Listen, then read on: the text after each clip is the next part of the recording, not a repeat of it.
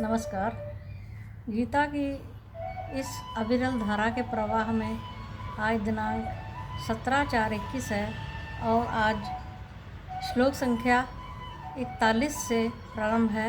अभी द्वितीय अध्याय चल रहा है और भगवान श्री कृष्ण अपना उपदेश जारी रखे हुए हैं और अर्जुन को समझा रहे हैं। आगे देखते हैं भगवान क्या कह रहे हैं। व्यवसायात्मिका बुद्धि एकेह कुरु नन्दन बहुशाखा ह्यनन्ताश्च बुद्धयो व्यवसायिना। हे कुरुनंदन, इस कल्याण प्राप्त के मार्ग में व्यवसायात्मिका बुद्धि यानी निश्चयात्मिक बुद्धि एक ही होती है। व्यवसायात्मिक बुद्धि का मतलब ये है कि व्यवसाय यानी उद्योग अर्थ पुरुषार्थ में लगी रहने वाली, उस पुरुषार्थ करने में ध्यान करने वाली बुद्धि एक ही होती है।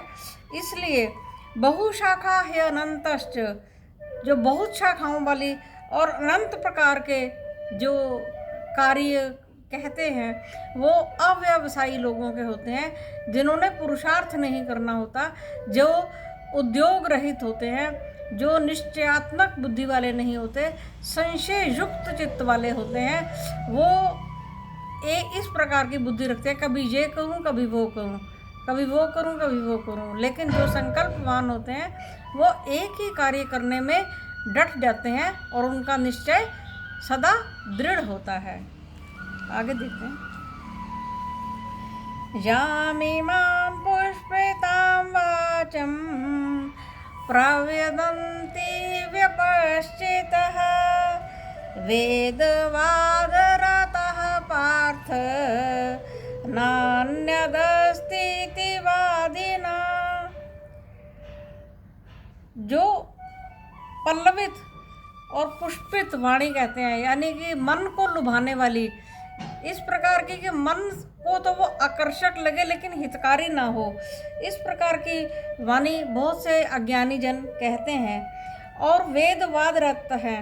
वेदवाद रत होने का मतलब कि हे पार्थ, जो अनेक प्रकार से तर्क देते हैं कि नहीं ये भी अच्छा है, इससे स्वर्ग प्राप्ति होगी, ये अच्छा है, इससे स्वर्ग प्राप्ति होगी और इसके अलावा कोई मार्ग नहीं है, इस प्रकार के वो वाणी कहते हैं जो मन को लुभावनी लगे लेकिन हितकारी नहीं होती।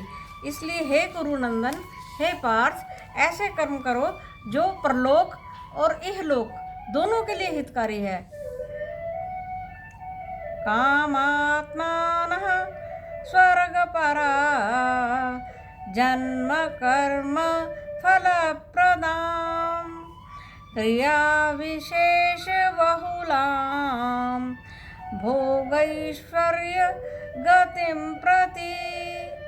हे अर्जुन, जो स्वर्ग इत्यादि उपभोगों के प्रति इच्छाएं रखते हैं, अपने आप को स्वर्ग इत्यादि में लालायित रखते हैं और जन्म कर्म के फल के प्राप्त होने वाली विशेष प्रकार की क्रियाएं करते रहते हैं और वो भोग और ऐश्वर्य ऐसी क्रियाएं करते हैं, उनको भोग ऐश्वर्य बेशक प्राप्त हो जाता है लेकिन उनको परलोक में, इहलोक परलोक दोनों का बैलेंस्ड एक संतुलित फल नहीं मिलता, यानी मोक्ष प्राप्ति नहीं होती।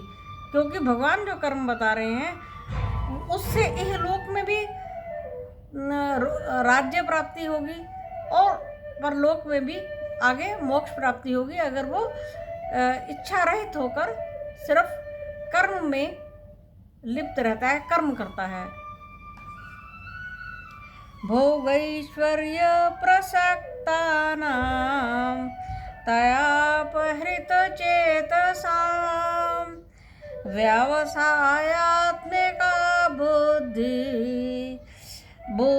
समाधौ न विधीयते।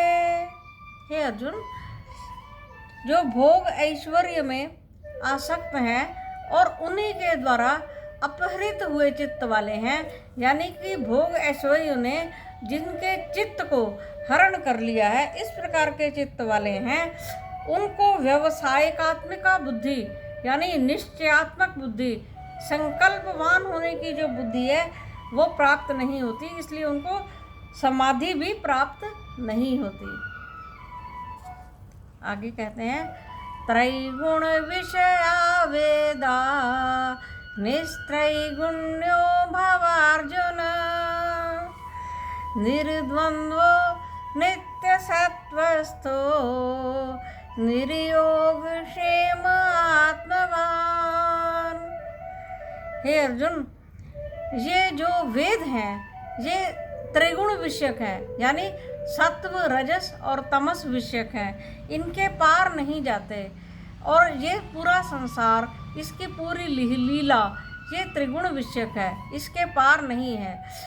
और हे अर्जुन, तुम निस्त्रैगुण्य हो जाओ, यानी कि त्रिगुण सत्व रजस और तमस इनके पार चले जाओ।